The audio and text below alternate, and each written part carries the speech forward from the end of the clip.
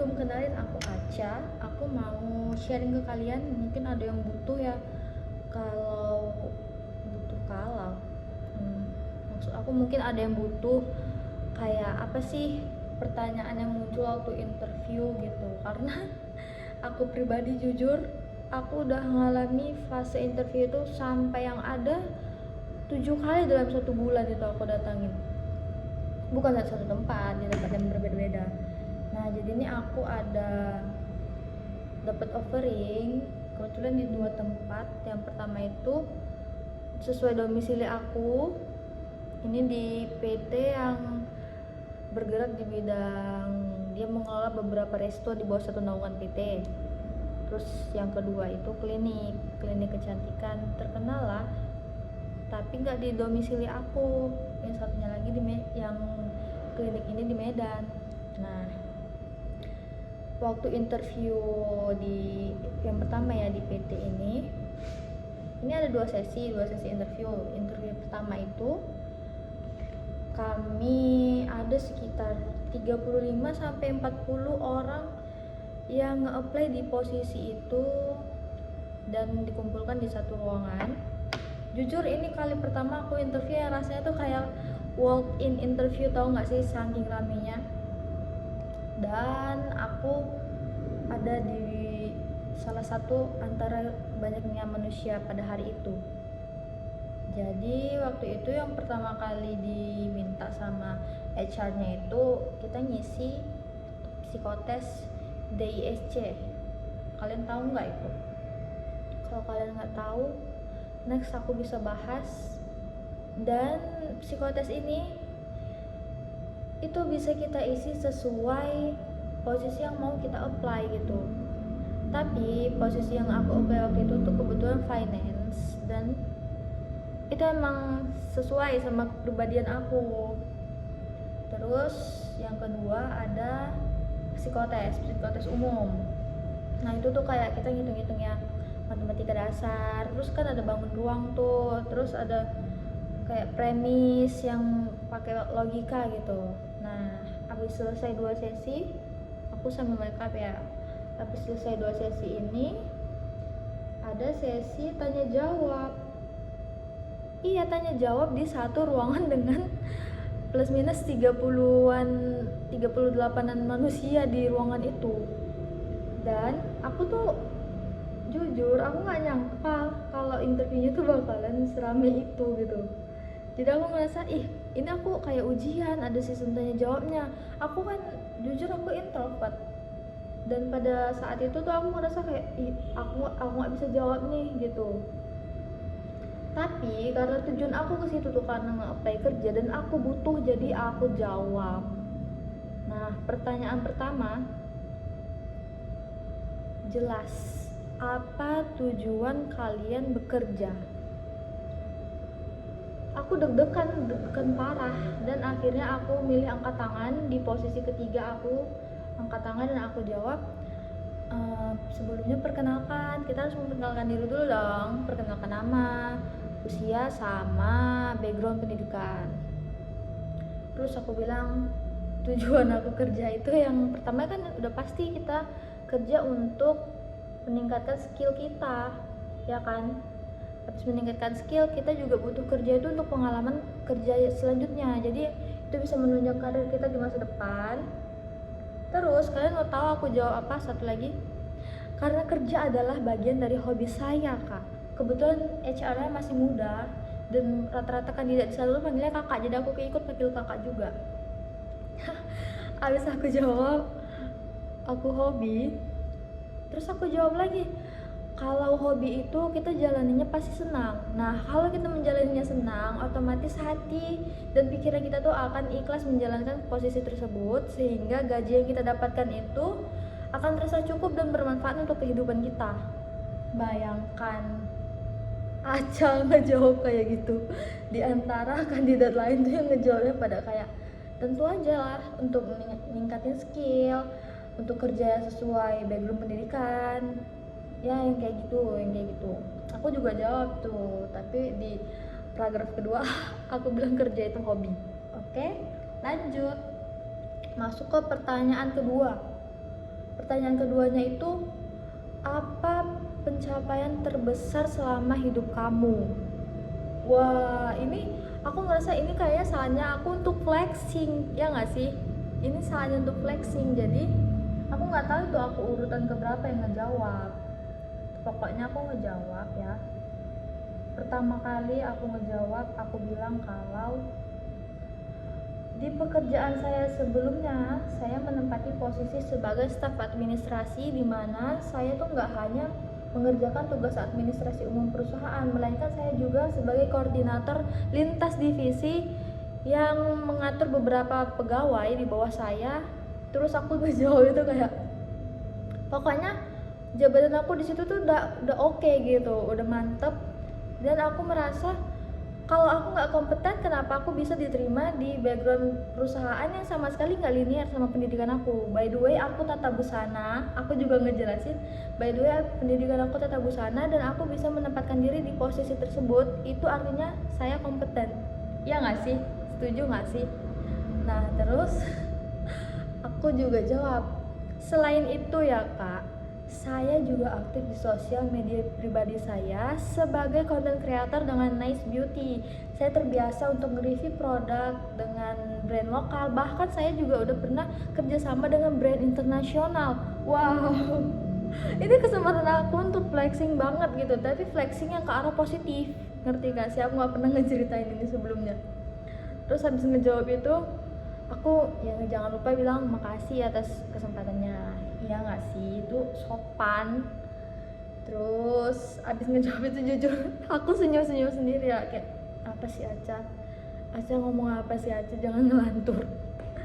Oke, lanjut ke pertanyaan ketiga, apa tujuan hidup kamu? Tujuan hidup, waktu itu aku jawab apa ya, aku nggak terlalu ingat, saking banyaknya aku ikut interview. Aku nggak ingat sama sekali aku menjawab apa. Terus pertanyaan keempat juga aku lupa. Dan pertanyaan terakhir itu, seandainya sisa waktu hidup kamu di muka bumi ini tinggal 3 hari lagi, apa yang akan kamu lakukan? Aku nggak jawab, asli aku nggak ngejawab apa-apa karena aku nggak bisa menempatkan diri seandainya waktu aku di muka bumi ini tinggal 3 hari lagi. Aku nggak bisa bayangin karena aku masih punya masa depan yang panjang. Jadi aku mikir aku nggak bakal menjawab karena waktu aku hidup di muka bumi ini harus lebih dari 3 hari lagi gitu kan, karena planning aku ke depan tuh masih panjang. Jadi aku nggak mau mikir kalau hidup aku bakalan berhenti di 3 hari ke depan. Aku nggak menjawab. Jadi di antara 5 dari pertanyaan itu aku cuma jawab 3. Yang satunya itu aku lupa apa pertanyaannya. Oke, that's all. Interviewnya selesai. Dan yang terakhir itu kami buat forum diskusi. Nah, di forum diskusi ini satu kelompok di satu meja itu terdiri dari 5 sampai 6 anggota. Nah, aku kebetulan waktu itu kami ada 1, 2, 3, 5 orang ya. Yang pertanyaannya itu ya sehubungan dengan finance lah. Pertanyaan yang pertama, kalau misalnya kita berada di posisi staff finance, terus ada karyawan yang komplain kalau mereka itu selama 1 bulan kerja merasa tidak ada absen, tapi di catatan gaji di rekapan akhir bulan itu ada tercatat absen 8 hari absen ya, nggak masuk kerja. Terus ada slip bond itu sebanyak 1.500.000 tapi buktinya itu nggak ada. Dan soal yang terakhir itu HR menyalahkan finance karena dinilai kurang teliti. Nah ini kan soalnya untuk kelompok ya, jadi lebih ke diskusi, dan waktu itu aku juga nggak terlalu banyak nimbrung dalam kelompok itu. Kelompok aku itu isinya orang yang kakak yang di sebelah aku itu udah berkeluarga, dan aku ngeliat dia tuh memang backgroundnya udah bener-bener di bidang admin ini, jadi dia tahu kan cara jawabnya, dan aku ngedengar jawabannya realistis. Dan selama pengalaman kerja aku juga, kalau misalnya karyawan komplain mereka merasa hadir, itu pasti aku cross check ke CCTV dulu. karena aku yang megang kan data CCTV-nya. Terus kalau ada fingerprintnya, lihat fingerprint. Dan aku tuh biasain kalau misalnya hadir, aku tuh selalu rekap harian nih. Jadi aku punya bekal. Kalau misalnya mereka merasa masuk tapi nggak masuk, nah aku punya rekapan sendiri kan. Tiap hari pasti aku rekapan, aku laporan. Terus soal selisih 1.500.000, nah itu bisa kita cek lagi di pembukuan. Kalau misalnya buktinya nggak ada, kita cek di pembukuan yang besar dulu, pembukuan umum. Itu kan pasti udah ada tuh, kita tuliskan setiap harinya rekapan manual tuh, uang kemana aja turun, uang kemana aja keluar, uang kemana aja masuk. Ngeceknya dari situ. Dan terkait HR marahin finance, itu masalah personal ya, tergantung kita tuh ngadepinnya gimana. Pokoknya waktu itu yang ngejawab juga bukan aku, tapi diwakili sama si kakak yang aku bilang berpengalaman di bidang admin ini. Oke, selesai dari situ, itu penutupan di sesi pertama. Lanjut ke sesi kedua. Nah, di sesi kedua ini udah panjang juga ya durasi aku ngobrol dari tadi. Di sesi kedua ini di antara semua yang interview waktu itu, yang hadir di sesi kedua waktu di sesi aku ya, itu cuma 3 orang. Dan aku jadi salah satunya, padahal aku ngerasa jawaban aku asbun soal kerja adalah hobi. Tapi aku memang ngerasa kerja tuh hobi aku, karena aku kalau diem aku ngerasa kayak this is not life gitu, ngerti kan? Jadi I just living my life with work, karena aku suka kerja, memang suka. Jadi tuh asbun yang beneran dari logika aku. Yang kedua ini interview user, jadi lebih personal, satu-satu.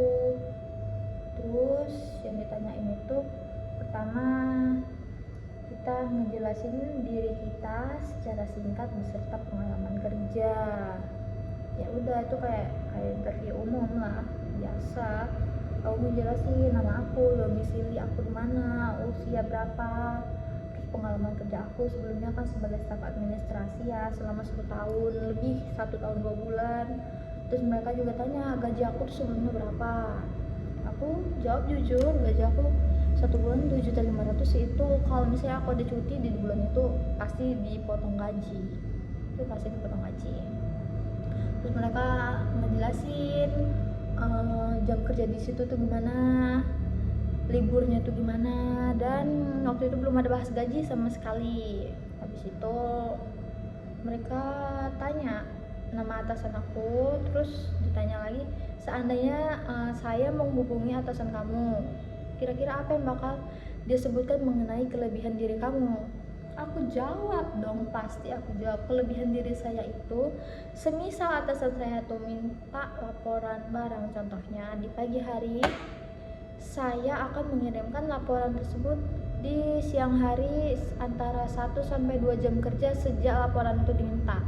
Saya nggak suka nunda pekerjaan, semisal diminta pagi saya akan kirim siang. Saya nggak suka nunda sampai nunggu besok, karena kalau bisa dikerjain cepat kenapa harus lambat. Terus saya itu detail, dan saya orangnya tekun, saya bisa kerja mandiri, dan jika dibutuhkan saya juga bisa bergabung ke dalam tim. Kalau mengenai kelemahan itu aku bilang aku memang orangnya tuh terlalu detail, saking detailnya tuh aku kurang bisa manage waktu. Jadi aku ngerasa itu sebagai kelemahan aku, karena kan kalau misalnya kita kerja, yang kita kerjain tuh bukan satu laporan itu aja ya, kita juga punya laporan di belakang yang harus kita kerjain di waktu bersamaan. Jadi solusinya itu kita harus buat skala prioritas, mana kerjaan yang harus kita duluanin gitu kan. Jadi jangan stuck di satu kerjaan itu aja, sedangkan kerjaan di belakang juga lagi numpuk nunggu untuk kita kerjain. Terus kakak itu senyum, HR-nya juga masih muda, karena lain panggil kakak, aku juga panggil kakak dong. Senyum, terus dia nanya kapan kamu bisa mulai masuk kerja. Aku bilang secepatnya, karena aku lagi kosong kan. And that's it. Di ujung interview juga aku inisiatif ya, karena ada satu kandidat lagi di bawah. Jadi aku bilang, kak, kandidat yang satunya lagi mau saya bantu panggilin nggak untuk naik ke atas. Oh iya boleh, katanya. Soalnya kan dia harus teriak-teriak gitu kan manggilin kami interview di lantai kedua, dan kandidatnya nggak nunggu tuh di lantai pertama. suaraku udah habis nih, bukti aku introvert.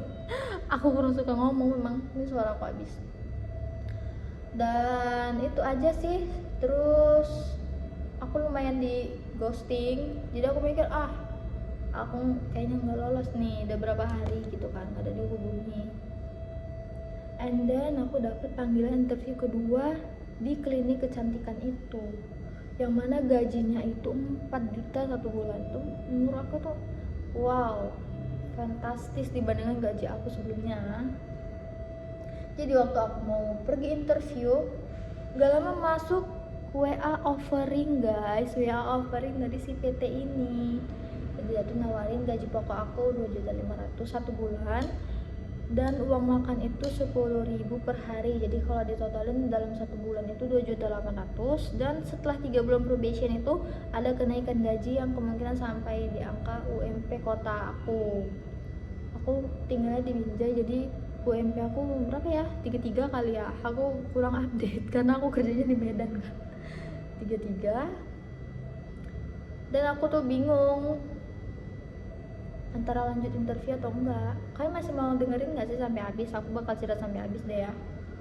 Pokoknya aku tetap dateng sih karena aku suka klinik itu, premium, cantik, elegan, rapi, wangi. Itu that's me. Overall dari semua segi ruang apa aku suka. Tapi ini yang aku sayangkan, pulangnya itu jam 7 malam dan kadang ada lemburan. Aku nggak ngekos, aku pulang balik dari Binjai ke Medan. Bayangin kalau aku misalnya harus pulang kerja jam 7, aku sampai rumah itu bisa jam 8.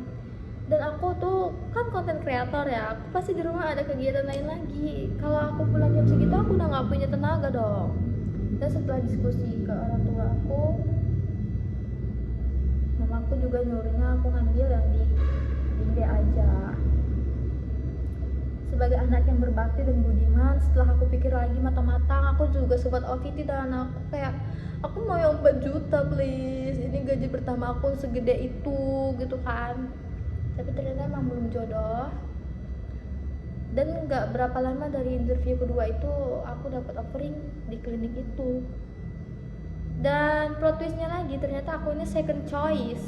Yang bikin aku kurang senang, aku adalah second choice, dimana kandidat pertama itu kayaknya udah mulai kerja, tapi karena ada info dari BA yang bilang kalau kinerja si kandidat pertama ini kurang bagus, jadi dia langsung dipecat, langsung di cut off. Bayangin, jadi aku ngerasa kayak aku nggak siap sih. Dan ada penaltinya juga ya, penaltinya tuh sampai 2 digit, bayangin. Dan kontraknya itu nggak usah aku sebut kali ya, pokoknya ada di kontrak dan ada penalti sampai 2 digit tuh. Tapi aku emang aku suka, jujurnya aku suka sama kantornya, fasilitasnya, wangi, ber-AC, dingin gitu kan. Tapi ya udah, memang belum rezeki aku. Itu aku di posisi KOL spesialis, dimana aku belum berpengalaman. Kalau kalian mau tahu gimana sesi interviewnya, ntar aku bakalan nge-spill.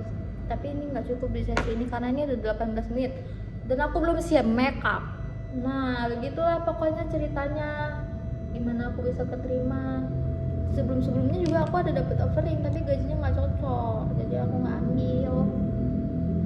Oke, kayaknya sampai sini aja cerita aku. Aku udah kebanyakan ngomong sampai suara aku tuh udah rasanya bindeng abis. Next kita bisa cerita lain-lain lagi. Jadi kalau kalian butuh tips, mungkin ada yang mau nge-apply juga di finance, tuh bisa bantu untuk bumbu jawaban kalian selama masa interview ya guys. Anyway, kalau misalnya kita mau ada diskusi atau apa gitu, aku mau sih, kayaknya aku bakalan sering ngebuat video gini karena aku suka. Oke, bagus nggak lipstick aku? Bagus. Ini dari Etude, sekarang endorse dikit. Oke guys, see you next time. Jilbab aku belum rapi, udah nggak apa-apa. Assalamualaikum.